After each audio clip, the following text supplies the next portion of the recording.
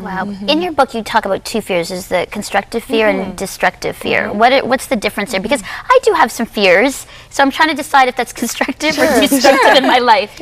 In reality, I don't think it's possible to live life without facing fear. It's just going to happen. But how we deal with that is what's important. So constructive fears would be the fears that keep us alive. It's like, you look both ways before you cross the street. Okay, that's if you don't, you might get hit by a car. And so we try to instill that healthy fear within our kids so that they're careful, right? But a destructive fear is the one that would paralyze us, that would keep us from being able to do something that's good, or the kind of fear that keeps us from being the women that God's made us to be. And how has this played out in your own life? Because when you're writing a book, it's usually coming out of a place of experience, isn't it? It is. Oh, this one, I just felt the Lord nudging me to write this book for a year before I actually put myself to work on it, and that's because I was afraid I couldn't do it.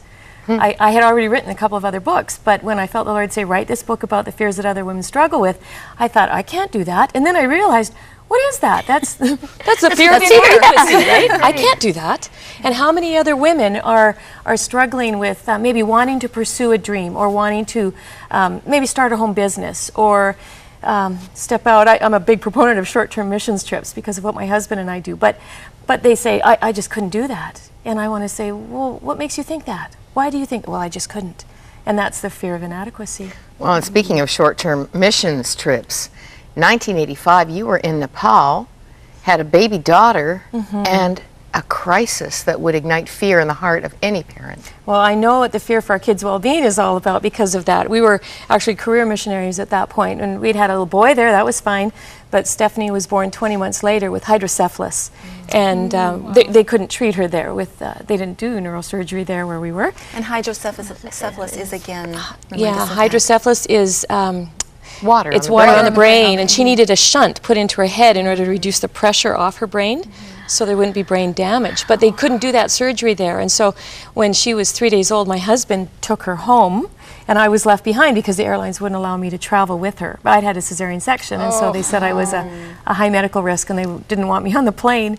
So I had to say goodbye to my infant daughter and not know whether or not I'd see her alive again or not. And You've trusted God in some really hard places. When you get into those really hard places, you're forced, to choose how you're going to respond. And there, I could have allowed fear to totally paralyze me, or I could choose that to, choose to make it an opportunity to grow in my faith. And so what I did out of desperation, really, was just call out to God and say, I don't understand what you're doing here, and I frankly don't like it very much, but what is it you're trying to show me? And he met me with just putting the lyrics of the song, Great is Thy Faithfulness, into my mind, and reminding me that he would be faithful. You know, God speaks to us in so many different ways, doesn't he? Sometimes he speaks to us and just through the life of a friend who comes alongside of us and walks with us, and sometimes it's just the words of a song that he knows we need to plant deep within our spirits. Yes.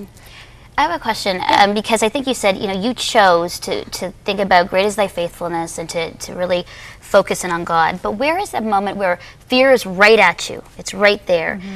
What is the moment? What is the trigger where we should choose not to be overcome by that fear? Because I think for everybody it's a practical thing where we react. I think for me sometimes I react versus taking the time to, sort of choose the right decision. Well, I think you've asked an important question, and really, to me, the answer lies in how we prepare for that. Because when I address women's groups, I talk about facing the storms of life. Well, when we hear about the news in the States when they have the storms that blow in, we see people getting ready for those storms, right? They're putting wood over their windows, and sometimes they're heading out of town because they want to survive that storm, so they do whatever it takes.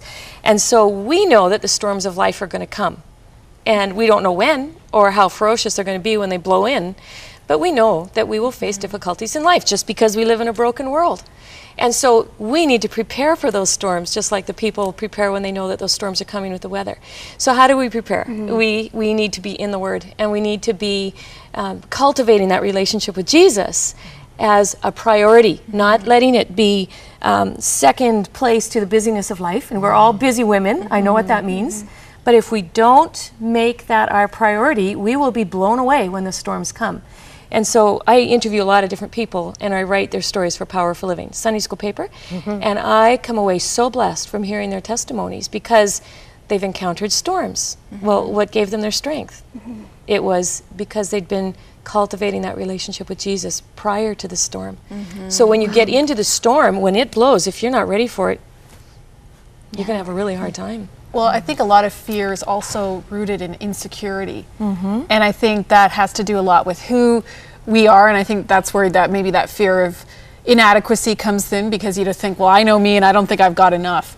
But I know one of the lessons I've been learning a lot is that my security is not in me whatsoever, or in who I am, or in my accomplishments, or anything. And there is actually no secure place in my world. Like, I mean, control is such an illusion that we hold on to. We hold on to it, but it's like, but we aren't in control whatsoever. No.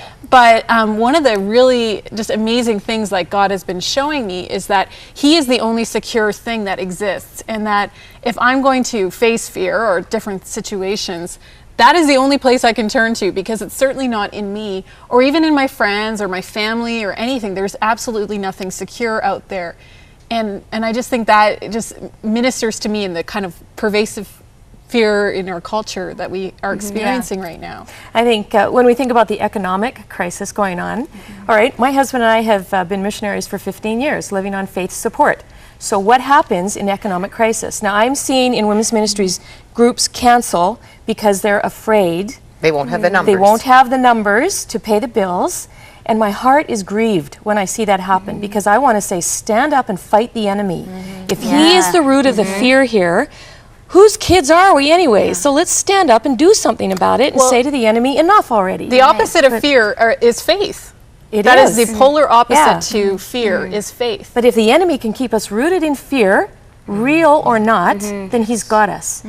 And so as a missionary on faith support, I'm thinking, and what you just said about trusting in your friends or whatever, it's not there, right? There's no security in any of that. It's in the Lord alone. So in the financial crisis, I'm thinking, the natural thought would be to put security in the donors that support our ministry. But if they're fearful, that's going to fall right out the bottom. But our ultimate security for our ministry lies in the faithfulness of God. I love your Jill Briscoe quote in chapter 10, From Fear to Faith. It begins, what can counter and overcome our fears? Another fear, the fear of God, the glorious realization that He is bigger than all of our phobias and fears. I think you almost just went like that. Yeah, you were like a You went like this. I was seeing that. He is bigger than. And I was going to go. Well, it's been said that fear causes us to focus on what we see rather than who we know. And what I hear you saying is it all boils down to actually knowing God and knowing that He doesn't change. The world around us changes. Our financial circumstances can change. Everything can change. But God never changes. And when we put our faith in Him, when we put our very lives in Him, then we know that we are secure, that we've got that security that we need to face tomorrow. We need to stop focusing on the problems and focus on the promises. Oh, that's good. I like to encourage women from Philippians too, because there's a verse that talks about don't worry about anything. That sounds like a pretty pat answer again too, but I didn't make the rule. God did, right? So don't worry about anything, pray about everything, and give thanks. And then there's a promise that follows. When we do those three things, it says the peace of God that surpasses all human comprehension will guard our hearts and minds in Christ Jesus. And I just have to keep going back to that. When I go through the hard times, what am I doing? What choices am I making with what to do with my thoughts right now? I think it's worth taking Bible verses like that, like what you just quoted, Philippians 4, 6 and 7. Writing them down. I know I wrote those exact verses down and put them on my fridge about 15 years ago when I was going through something similar like that. And every time I went to the fridge, those scriptures were in my face, and I ended up memorizing them. And really, they have come back to help me over the years. That's so good, Anne. In a changing world and in a certain world, you have to say, what do I know for sure? Well, I know we would all say, we know for sure that what God has said, you can completely bank on. You counted the unfailing loves in your book, Grace. You said in the Bible 32 times we read, unfailing love, unfailing love.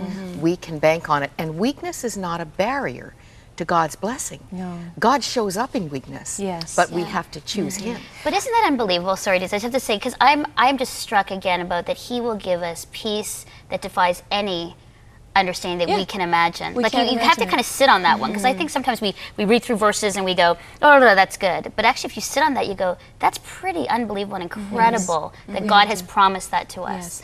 For your viewers' sake, on my website, if they go to my website to the home page, it's www.gracefox.com. There's a little television that says free media giveaways, and on there are scriptures to deal with fear. There are a couple of articles that I've posted on there. One is how to overcome the fear of inadequacy. One is about dealing with the storms of life. That's so good. So take those, for your viewers, and download those. And Grace, your newest book, Moving from Fear to Freedom, A Woman's Guide to Peace in Every Situation. Where can people pick up a copy of this book? Any local Christian bookstore, or even those stores like Chapters will have it in their computer system. Grace Fox, thank you for joining us on the Full Circle Couch.